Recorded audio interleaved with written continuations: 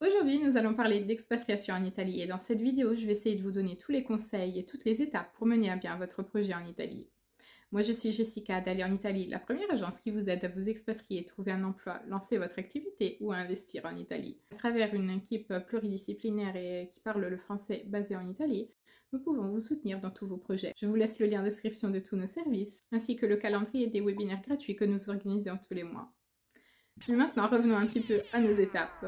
Je vous ai créé une frise qui va pouvoir vous aider du coup à vous situer dans votre parcours d'expatriation et aussi avoir toujours à l'esprit toutes les étapes que vous devez entreprendre. Partout où il y aurait écrit service, ça veut dire que nous proposons un service pour réaliser cette étape. Donc comme vous voyez, on couvre un petit peu toutes les étapes. Celle qui peut déjà vous aider à y voir un petit peu plus clair, c'est l'étude de marché. C'est-à-dire bien choisir sa région en fonction de notre profil, de nos besoins et de nos attentes. On a parfois par exemple la nécessité d'être près d'une école par exemple francophone, d'un aéroport, de pouvoir rejoindre facilement la France. Disons, prendre un petit peu un maximum de renseignements sur la région de votre choix. Et on peut vous aider dans cette étape à y voir un petit peu plus clair et à voir si la région que vous visez est vraiment celle qui va vous faciliter, disons, votre installation. J'aurais pu vous la mettre en premier, mais cette étape est sans doute la plus importante au niveau administratif que vous aurez à entreprendre. Donc le code fiscal est un code identificatif qui vous permet effectivement de faire toutes les démarches administratives que nous allons voir après. Donc il est important de l'avoir le plus rapidement possible de façon à ce que cela ne bloque pas les étapes suivantes. Pourquoi il est important de vérifier la validité des documents? Parce que parfois on se rend compte que notre carte d'identité par exemple expire 15 jours plus tard. C'est-à-dire qu'il est toujours possible d'aller au consulat français en Italie, mais tant qu'à faire, si on arrive un petit peu à anticiper et voir que tout soit ok, c'est quelque chose qui déjà va nous déjà vous dire que on fera une vidéo à part sur l'étude de l'emploi en Italie, sachant que les BTS, les DUT, les CAP n'existent pas en Italie ou disons sur une autre forme. La déclaration de valeur, si vous ne dépendez pas d'un ministère en particulier, peut déjà vous aider à donner des informations à votre futur employeur sur l'état de vos études et ce que vous avez par rapport au système d'études italien. C'est un document que vous demandez au consulat italien le plus proche, toujours, qui coûte à peu près 40 €. Et une fois que vous l'avez, donc c'est un document en italien que vous pouvez présenter à l'employeur. Ceci peut vous aider du coup à expliquer un petit peu mieux votre parcours. C'est pas quelque chose d'obligatoire, ça dépend aussi des secteurs, par exemple. Tout ce qui est créatif, les commerciaux, etc., n'ont pas forcément besoin de ce diplôme. Donc ça va vraiment dépendre au cas par cas. Éventuellement, on peut approfondir durant les entretiens, voir si c'est une démarche qui est vraiment utile dans votre cas. En même temps, commencez déjà à traduire votre CV, à préparer vos candidatures. Donc là aussi, on a votre CV, on peut le traduire, on peut l'optimiser, on peut vous aider à rechercher des offres ou des partenaires en fonction de votre situation. Et on peut vous préparer aux entretiens. Donc ceci toujours pour vous donner un maximum de confiance en vous, de préparation aussi, de façon aussi à ne pas arriver hésitant et à avoir plus de chances de décrocher votre job. Ça vous donne aussi l'opportunité, comme on a une équipe compétente qui a travaillé également au recrutement de ressources francophones en Italie, d'avoir aussi une candidature qui correspond. Il y aura un délai entre le moment où vous allez partir et le moment où vous allez arriver. Au niveau de santé, il est toujours bien d'avoir la carte européenne d'assurance la résidence en Italie, donc vous ne dépendez pas encore du système sanitaire italien, donc c'est bien d'être couvert par la carte européenne d'assurance maladie, au cas où il devait y arriver quelque chose. Vous arrivez quelque chose, disons que vous seriez couvert, et donc au moins vous êtes aussi plus serein, disons, de ce côté-là. La carte SIM est quelque chose qui va vous débloquer également si vous devez faire des démarches administratives, parce que jamais personne ne vous appellera sur un numéro français ou étranger, et donc ça risque de vous compliquer un petit peu la tâche. On a vu déjà des clients qui malheureusement attendaient le fournisseur de gaz et qui finalement ne trouvaient pas la rue, et n'a pas appelé le numéro français, et du coup le rendez-vous a sauté. Donc il est clair que c'est toujours bien de l'avoir, ça aide un petit peu, ça simplifie un petit peu les démarches. Une fois que vous l'avez, vous l'avez. Donc vous pouvez le transmettre aussi aux futurs employeurs. Et croyez-moi, dans mon cas par exemple, à l'époque, quand j'étais à la recherche d'un emploi au tout début, j'avais aucun retour de la part d'employeurs italiens avec mon numéro français, mais à partir du moment où j'ai eu le numéro italien, cela, disons, a simplifié grandement les choses.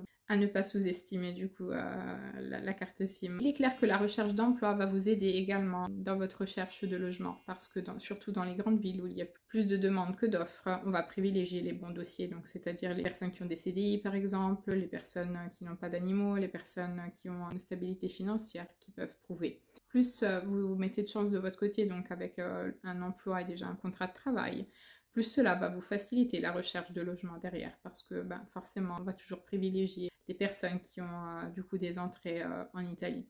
Il est clair aussi que si jamais vous voyez que ça se complique un petit peu dans les centres-villes, parfois il suffit un petit peu de s'éloigner, donc dans les villes limitrophes, afin d'avoir des propriétaires qui soient moins exigeants avec, disons, les dossiers. Donc parfois au centre-ville, vous ne trouvez pas, par contre en vous éloignant un petit peu, disons qu'ils sont un peu moins regardants sur les conditions d'entrée. Jouez un petit peu de ce côté-là aussi si vous voyez que ça bloque à un moment donné. Forcément, pour pouvoir toucher un salaire italien, il va vous falloir un compte bancaire italien. Si vous n'êtes pas salarié en Italie de toute façon pour payer vos factures, la majeure partie des fournisseurs d'énergie n'acceptent pas du coup paiement par virement bancaire à partir d'un compte étranger. Donc ceux qui l'acceptent sont généralement moins avantageux au niveau du tarif bancaire. Donc il est clair que tant qu'à faire, si vous avez la possibilité administrative.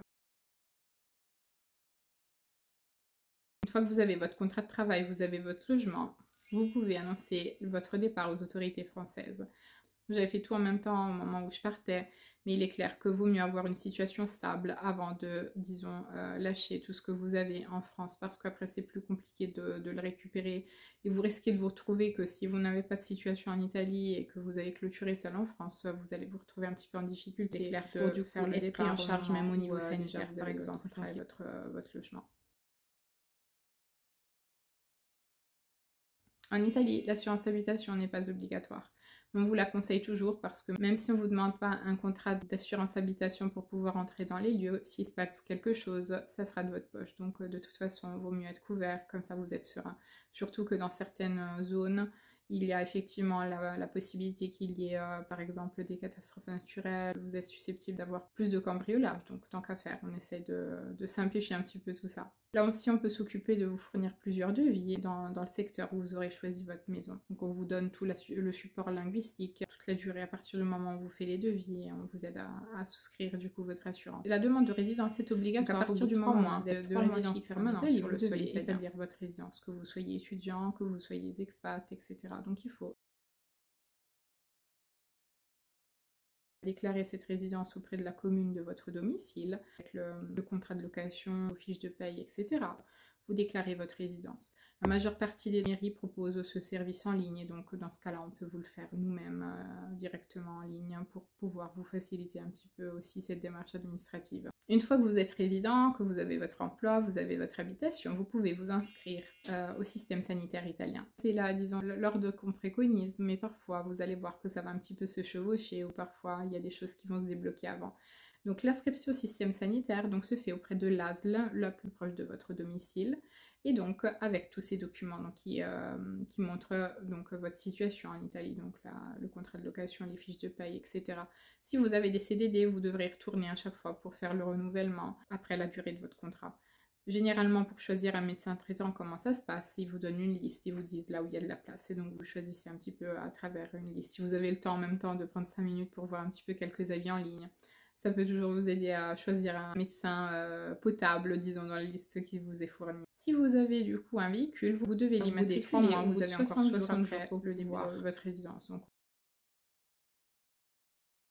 immatriculez votre véhicule en Italie. Ne négligez pas cette étape-là parce que j'ai déjà vu des véhicules immobilisés avec des lourdes amendes parce que du coup le changement de plaque n'avait pas été fait. Donc faites attention à ce délai afin d'être vraiment dans les clous. Sachant aussi que pour assurer votre véhicule, vous aurez besoin de toute façon d'avoir la plaque italienne. On ne pourra pas vous faire un devis sur votre véhicule juste par rapport à la marque et au modèle. Donc il faut vraiment qu'il soit identifié en Italie avec sa plaque italienne pour pouvoir accéder à un devis. Même en tant qu'étranger, vous aurez droit à une carte d'identité italienne de la mairie. Ça vous permet de gérer toutes les démarches en ligne. C'est un petit peu comme le système France Connect. Vous devez activer un système speed qui en gros vous permet de vous connecter en ligne sur toutes les plateformes du coup de l'État italien. Donc c'est quelque chose qui est super avantageux. Donc nous on le préconise toujours. Elle est valable simplement en Italie, mais au moins vous avez toutes les informations qui vous concernent qui sont résumées, donc votre adresse, votre code fiscal, nom, prénom, nationalité, etc. Mais au moins vous pouvez accéder à ce système et du coup avoir accès à toutes les démarches en ligne. Donc au bout de 2 ans de résidence, vous avez l'obligation de convertir votre permis de conduire étranger en Italie. Alors vous pouvez le faire avant, hein. Moi je l'avais fait bien avant, en même temps que l'immatriculation, comme ça je me suis dit on est tranquille. Que ce soit pour l'immatriculation, disons la conversion, ce qui est important, c'est de respecter les délais afin que vous soyez toujours dans les clous. Donc nous, en résumé, on peut vous aider sur toutes vos démarches, que ce soit donc administratives, comme le code fiscal, l'ouverture du compte bancaire, le changement de fournisseur de gaz, la résidence en ligne, ça peut être la recherche de logement ou la recherche d'emploi. J'espère que cette vidéo vous a été utile. J'en profite pour vous inviter au prochain webinaire sur l'expatriation, mais également sur l'emploi. Si vous avez un projet de venir vivre en Italie, n'hésitez pas à m'écrire dans les commentaires quelle est la région que vous visez. Laissez un j'aime si cette vidéo vous a plu et on se retrouve à la prochaine vidéo. À bientôt!